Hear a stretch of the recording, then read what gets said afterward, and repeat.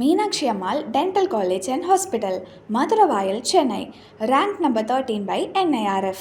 அதிகப்படியான முடி உதிர்தல், தலையில் அரிப்பு, பொடுகு, புண், கொப்பளங்கள் போன்றவற்றால் அவதியா? அனைத்திற்கும் ஒரே தீர்வு doctor Srivarma PCR Keshamrut shampoo. Summer holidays வந்தாச்சு, நம்ம ஜிடி ஹாலிடேஸும் வந்தாச்சு. GT holidays, south India's number 1 travel brand. ஒரு கல்யாணத்தில் ரவி அவர்கள் கெனிஷா அவர்களோட சேர்ந்து வர வீடியோ சோஷியல் மீடியாவில் ரொம்பவே வைரலாக ஸ்ப்ரெட் ஆச்சு. அண்ட் நிறைய பேர் வந்து ரவி மேலே அக்யூசேஷன்ஸ் வச்சுட்டு இருந்தாங்க. அண்ட் ஆர்த்தி ரவி அவர்கள் இப்போ புரியுதா நான் எதனால் இவ்வளோ தூரம் ஒரு பிரச்சனை அப்படின்ற மாதிரி அவங்க சைட்லேருந்து ஒரு எக்ஸ்ப்ளனேஷன் கொடுத்துருந்தாங்க. அண்ட் அந்த எக்ஸ்ப்ளனேஷனுக்கு முற்றுப்புள்ளி தர விதமாக இப்போது ரவி அவர்கள் ஒரு ப்ரெஸ் ஸ்டேட்மெண்ட் ரிலீஸ் பண்ணியிருக்காங்க. நம்ம ஊரில் நிறைய க்ரைசிஸ் போயிட்டுருக்கு. இருக்கிற பிரச்சனையில் வந்து பர்சனல் இஷ்யூ வந்து ஒரு டாக் ஆஃப் த டவுனாக வரும்ன்ட்டு நான் வாழ்க்கையில் எதிர்பார்க்கல. அது இப்படி ஒரு பிரச்சனையாக மாறும் அப்படின்னும் எதிர்பார்க்கல. என்னோடய ப்ரைவேட் லைஃப் வந்து காசிப்பாக நிறைய ட்விஸ்ட் அண்ட் டர்ன்ஸோட ஸ்பெக்குலேஷன்ஸோட நிறைய பேர் சோஷியல் மீடியாவில் ஷேர் பண்ணிகிட்ருக்காங்க. அது ரொம்பவே ட்ரொமேட்டிக்காக இருக்குது. என்னோடய சைலன்ஸ் வந்து வீக்னஸ் இல்லை, ஆனால் என்னோடய சர்வைவலுக்காக தான் நான் சைலண்ட்டாக இருக்கேன். எனக்கு மட்டும்தான் தெரியும் என்னோடய வலி என்ன, என்னோடய அடிகள் என்ன. ஆனால் இப்போ நான் வந்து கண்டிப்பாக சைலண்ட்டாக இருந்தால் உண்மை வெளியில் தெரியாமல் இருக்கும் அப்படின்ற மாதிரி ஷேர் பண்ணியிருந்தாங்க. என்னோடய கெரியரில் வந்து ஹார்ட் ஒர்க்னால தான் நான் இவ்வளோ தூரம் வந்திருக்கேன். நான் யாரையுமே வந்து விட்டு கொடுக்க மாட்டேன். அண்ட் என்னோடய ஹார்ட் ஒர்க்கை உடைக்கிற அளவுக்கு யாராவது வந்தாங்கன்னா கண்டிப்பாக அதையும் நான் வந்து அலோவ் பண்ண மாட்டேன். என்னோடய பாஸ்டில் இருக்கிறவங்க வந்து என்னோடய மேரேஜ் வச்சு சீப் சிம்பத்தி க்ரியேட் பண்ணுறதுலாம் எனக்கு சுத்தமாக பிடிக்காது. அதுவும் என்னோடய பாரோட் ஃபேம், அதாவது என்னோடய ஃபேம்லேருந்து வர சீப் சிம்பத்தி வந்து கண்டிப்பாக நான் அக்செப்டே பண்ண மாட்டேன். இது ஒன்றும் கேம் இல்லை, அது என்னோடய லைஃப், ட்ரூத். அண்ட் முக்கியமாக நான் ஹீல் ஆகிட்டு வரேன். அந்த டைமில் வந்து இந்த மாதிரி விஷயங்கள்லாம் பார்க்கும்போது ரொம்பவே கஷ்டமாக இருக்குது.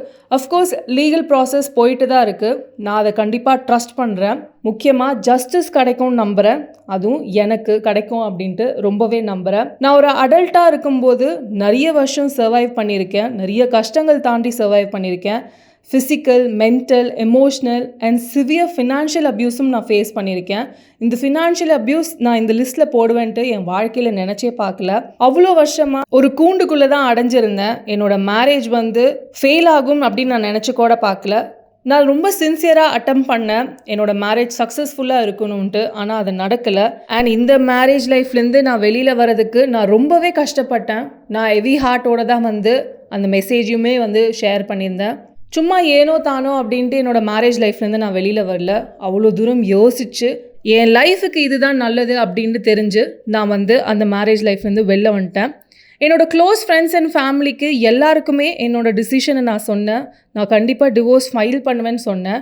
அந்த ஒரு சாய்ஸ் நான் பண்ணதுக்கான முக்கிய ரீசனே வந்து நான் பட்ட கஷ்டம்தான். அண்ட் ஆல்சோ ஒரு ப்ரைவசியோடு இருக்கணும்னு தான் எதிர்பார்த்தேன். ஆனால் என்னோடய எக்ஸ் ஒய்ஃபும் சரி, நிறைய பேர் அவங்கள சார்ந்தவங்க நிறைய ஸ்பெக்குலேட் பண்ணி ப்ளேம் பண்ணுறாங்க. அது எனக்கு சுத்தமாக பிடிக்கல. ஆனால் என்னோடய சைலன்ஸ் வந்து நான் கில்ட்டுக்காக இருக்கேனோ அப்படின்ற மாதிரி நிறைய பேர் வந்து ஸ்பெக்குலேட் பண்ணிட்டு இருந்தாங்க. ஆனால் நான் கில்ட்டும் இல்லை, தப்பும் பண்ணலை. என்னோட பப்ளிக் அப்பியரன்ஸ் வச்சு என்னோட கேரக்டர் அசாசினேட் பண்ணுறது, அக்யூசேஷன் வைக்கிறதுலாம் வந்து ரொம்பவே தவறான விஷயம். நான் ஒன்று கிளியர் பண்ணிக்கணும்னு நினைக்கிறேன். இந்த மாதிரி ஃபேப்ரிகேட்டட் கிளைம்ஸ்லாம் வந்து கூடிய சீக்கிரமாக வெளியில் வரும். நான் ட்ரூத்தோடு தான் இருக்கேன், நான் ஃபேத்தோடு இருக்கேன். கண்டிப்பாக எனக்கு ஜஸ்டிஸ் கிடைக்கும். அண்ட் அந்த எக்ஸ் ஒய்ஃப் நான் யூஸ் பண்ணுறதுக்கான முக்கியமான ரீசன், நான் எப்பயோ வந்து வீட்டை விட்டு வெளில வரும்போது இதெல்லாமே வந்து எனக்கு வேண்டாம் அப்படின்னு தான் இருந்தேன். ஸோ என்னோடய கடைசி மூச்சு வரலுமே எக்ஸ் ஒய்ஃப் அப்படின்னு தான் நான் டேர்ம் பண்ணுவேன். என்னோடய ரோல் ஆஸ் அ ஃபாதர் வந்து எல்லாருமே குவெஸ்சன் பண்ணுறாங்க. ஆனால் என்னோடய பசங்க வந்து டூல்ஸ் ஆஃப் பப்ளிசிட்டியாக இருக்கும்ன்ட்டு நான் நினச்சி கூட பார்க்கல. இப்போ வரைக்குமே நான் வந்து என்னோடய பசங்களை பார்க்கணும் அப்படின்ட்டு நிறைய முயற்சி பண்ணேன். நிறைய பவுன்சர்ஸ் வந்து என்கிட்ட வந்து என்னோடய பசங்களே வந்து ப்ரொடெக்ட் பண்ணுறாங்க. ரீசெண்டாக கார் ஆக்சிடெண்ட் ஆகிடுச்சு என் பசங்க போன வண்டியில் அப்படின்னு சொல்லும்போது எனக்கு ரொம்பவே கஷ்டமாக இருந்தது. அதுவுமே வந்து 3வது நபர் மூலியமாக தான் தெரிஞ்சுது. ஏன்னா அந்த காருக்கான இன்சூரன்ஸ்க்கான சைன் வந்து நான் தான் போட வேண்டியதாக இருந்தது. ஸோ என் பசங்க எப்படி இருக்காங்க அப்படின்னு தெரியவே இல்லை, என்னால் பார்க்கவும் முடியல. என்னோடய ஃபாதர் ரோல் எப்போவுமே அப்படியே தான் இருக்கும். ஆனால் அதுக்கு சதி வேலை பண்ணுறதுலாம் நான் சுத்தமாக ஒத்துக்க மாட்டேன். நான் ஆல்ரெடி டிவோர்ஸ் ஃபைல் பண்ணும்போது பாஸ்ட் சர்க்கம்ஸ்டன்சஸ்னால என்னோட எக்ஸ் ஒய்ஃபை தான் நான் விட்டு வருவேன், என்னோட கிட்ஸை விட்டு வருவேன்ட்டு நான் எங்கேயுமே மென்ஷன் பண்ணல. எப்போவுமே என்னோட பசங்க வந்து என்னோட எட்டர்னல் ப்ரைட், ஹாப்பினஸ், அவங்களுக்காக நான் என்ன வேணாலும் பண்ணுவேன். அவ்வளோ தூரம் லவ் அண்ட் அஃபெக்ஷன் என்னோட பசங்களுக்கு நான் கொடுத்துட்டு எனக்கு அவங்க கண்ணில் கூட காட்ட மாட்டேங்கிறாங்க அப்படின்னு நினச்சாலே ரொம்பவே வருத்தமாக இருக்குது. இவ்வளோ வருஷம் என் வாழ்க்கையில் அவ்வளோ தூரம் டயர்ஸமாக ரொம்பவே போராடிட்டு இருக்கேன். அந்த ஹார்ட் ஒர்க்கில் ஏர்ன் பண்ண மணி ஒன்றுமே எனக்கு கிடச்சதில்ல. இன்ஃபேக்ட் என்னோடய பேரண்ட்ஸ்க்குமே சிங்கிள் பெனி அமிச்சதில்லை. எல்லாமே ஃபினான்ஷியல் அப்யூஸ் மாதிரி பண்ணிகிட்டு இருக்கிறதுல எந்த வகையில் நியாயம்? 5 வருஷத்துக்கு மேலே நான் ரொம்பவே சஃபர் பண்ணிட்டு இருந்தேன். ₹1 எனக்கும் வந்ததில்லை, என்னோடய ஃபேமிலிக்குமே வந்ததில்லை. என்னோடய ஃபினான்ஷியல் ஸ்ட்ரெயின், என்னோடய லைஃப் ஸ்டைல்லேருந்து எல்லாமே மாற்றி விட்டாங்க. ஃபிலிம் ஃப்ரெட்டர்னிட்டியில் பல பேருக்கு என்னோடய சைலண்ட் பேட்டில்ஸ் தெரியும். ஆனால் நிறைய மேனிப்புலேஷனோட வெளியில் போகிறது கண்டிப்பாக நான் ஒத்துக்கவே மாட்டேன். ரீசெண்டாக கூட பல கோடிக்கு லோன் வாங்கினதுக்கு நான் ஷூரிட்டி சைன் பண்ணணும் அப்படின்ட்டு அவங்களோட அம்மா அவ்வளோ தூரம் ஃபோர்ஸ் பண்ணாங்க. இன்னுமே என்னை ஃபினான்ஷியல் ஸ்ட்ரகிளுக்கு கொண்டு போகிற அளவுக்கு நிறைய வேலைகள் பார்க்கும்போது நான் என்னோடய பீஸ்க்காகவும் ட்ரூத்க்காகவும் வெளியில் வந்துட்டேன். இதுதான் என்னோடய லைஃப். 16 வருஷமாக நான் ரொம்பவே ஸ்ட்ரகிள் பண்ணேன். ஆனால் நான் ஒன்று சொல்லணும்னு நினைக்கிறேன், உங்களோட கேமை நிறுத்துங்க. உங்களோட அட்டென்ஷன் சீக்கிங் சிண்ட்ரோம்காக என்ன வேணாலும் பேசினாலும் நான் சும்மா இருப்பேன்னு எதிர்பார்க்காதீங்க. நான் முக்கியமாக ஒரே ஒரு விஷயம் சொல்கிறேன், don't dare involve my kids அப்படின்ட்டு ரொம்பவே கோவத்தோட இந்த ப்ரெஸ் ரிலீஸ் பண்ணியிருக்காங்க. அவங்களோட பசங்களை இன்வால்வ் பண்ணாமல் தயவு செஞ்சு லீகல் ப்ரொசீடிங்ஸ் ப்ராப்பராக ஹேண்டில் பண்ணலாம் அப்படின்ட்டு ரிக்வெஸ்ட்டாக எடுத்து வச்சுருக்காங்க. இதெல்லாம் மட்டும் இல்லாமல் கண்டிப்பாக கெனிஷா பற்றி பேசி ஆகணும்னு சொல்லிட்டு கெனிஷா பற்றி ஓப்பன் அப் பண்ணியிருக்காங்க. நான் ரொம்ப உடஞ்சி இருந்த சமயத்தில் எனக்கு முக்கியமான ஒரு ஃப்ரெண்டாக இருந்தது கெனிஷா தான். என் கையில் சுத்தமாக காசு இல்லை, டாக்குமெண்ட் இல்லை, எனக்கு வாழ்வாதாரமே 0 அப்படின்னு இருக்கும்போது கெனிஷா தான் ஹெல்ப் பண்ணாங்க. அவங்க ஹெல்ப் பண்ணணும் அப்படின்ற அவசியமே இல்லாமல் இருந்தாங்க. ஆனால் ஒரு எம்பத்தியில் அவ்வளோ தூரம் ஒரு கிராட்டிடியூட்டோட ஒரு தெரப்பிஸ்ட்டாக மட்டும் இல்லாமல் ஒரு குட் ஃப்ரெண்டாகவும் இருந்தாங்க. அவ்வளோ தூரம் நான் சஃபரிங்கில் இருந்தேன். என்னை மட்டும் பார்த்துக்காம என்னோடய ஃபேமிலியுமே பார்த்துக்கிட்டாங்க. என்னோடய பேரண்ட்ஸ்க்குமே அவங்கள பற்றி ரொம்பவே புரிஞ்சுது. ஆனால் அவங்களையுமே ஹோம் ரெக்கர் அப்படின்லாம் சொல்லிட்டு ரொம்பவே டெஸ்ட்ராய் பண்ணிட்டு வந்துட்டுருக்காங்க. ஆனால் நான் உண்மையாக சொல்லணுன்னா அவங்க ஒரு நல்ல ஃப்ரெண்ட்.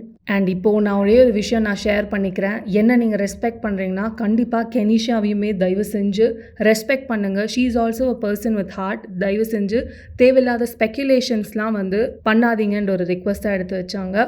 அண்ட் கடைசியாக ஒரு விஷயம் ஷேர் பண்ணியிருந்தாங்க. மென் நிறைய இடத்துல சைலண்ட்டாக இருக்கிறதுனால அவங்களுக்கு நடக்கிற அநீதி அப்யூஸ்லாம் பெருசாக வெளியில் வர மாட்டேங்குது. அஃப்கோர்ஸ் ஃபேம் சக்ஸஸ் ஒரு பக்கம் வெளியில் சிரிச்ச முகத்தோடு இருந்தால் அவங்களோட வலிகள் அவங்களுக்கு தான் தெரியும். இந்த மாதிரி நிறைய பேர் சஃபர் பண்ணிட்டு வராங்க. அவங்களுக்கு நான் ஒன்று தான் சொல்கிறேன், have high hopes and strength. இதையும் நீங்கள் கடந்து வருவீங்க. அண்ட் இதுக்கு மேலே நான் எந்த ஸ்டேட்மெண்ட்டும் விட போகிறதில்ல. நான் இப்போது இந்த ஸ்டேட்மெண்ட் முடியும் போது ஒரு முக்கியமான விஷயத்தை ஷேர் பண்ணணும் அப்படின்னா, என்னோடய சாய்ஸில் நான் ரொம்பவே ஹாப்பியாக இருக்கேன். என்னோடய லைஃப் 16 வருஷம் சாதாரணமான வருஷமாக இல்லை, ரொம்பவே ஸ்ட்ரகிள்ஸோடு இருந்தது. என்னோடய பீஸ் அண்ட் ஹாப்பினஸ்க்காக நான் இப்போ இந்த முடிவு எடுத்திருக்கேன். அண்ட் இந்த முடிவுக்கு நான் ரொம்பவே கிரேட்ஃபுல்லாக இருக்கேன். வித் லவ், ரவி மோகன். வாழ விடு அப்படின்ட்டு அந்த ப்ரெஸ் ஸ்டேட்மெண்ட்டில் ரவி அவர்கள் ரிலீஸ் பண்ணியிருக்காங்க. நிறைய ஸ்பெக்குலேஷன்ஸ் போயிட்டு இருந்தது. நிறைய பேர் ரவி அவர்களை திட்டியிருந்தாங்க. ஆனால் ஒரு சில பேர் தான் ரவி சைட்லேருந்து எக்ஸ்ப்ளனேஷன் கேட்கணும் அப்படின்ற மாதிரி சொல்லிட்டு இருந்தாங்க. மென்னுக்குமே அப்யூஸ் நடக்கும் அப்படின்ட்டு இவரோட ஸ்டேட்மெண்ட் பார்த்தா தெரிய வருது. ஆனால் இதுக்கான ரிப்ளை ஆர்த்தி அவர்கள் என்ன கொடுக்க போகிறாங்க அப்படின்னு தெரியல. பொறுத்திருந்து பார்ப்போம். Meenakshi Ammal dental college and hospital, Maduravoyal, Chennai. Rank number 13 by NIRF.